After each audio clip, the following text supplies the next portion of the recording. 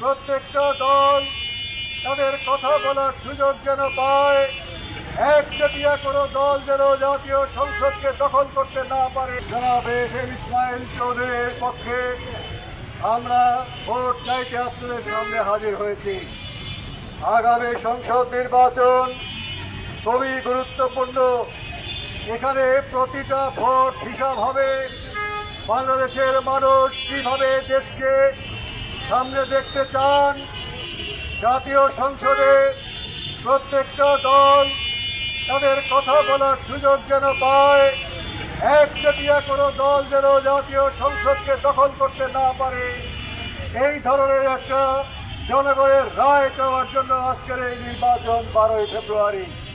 অতীতে আপনারা বিভিন্ন দলকে একচেটিয়া ভোট দিয়েছেন, অনেক আশা নিয়ে, অনেক ভরসা নিয়ে, তারা সেই আশা ভরসা রক্ষা করতে পারে নাই।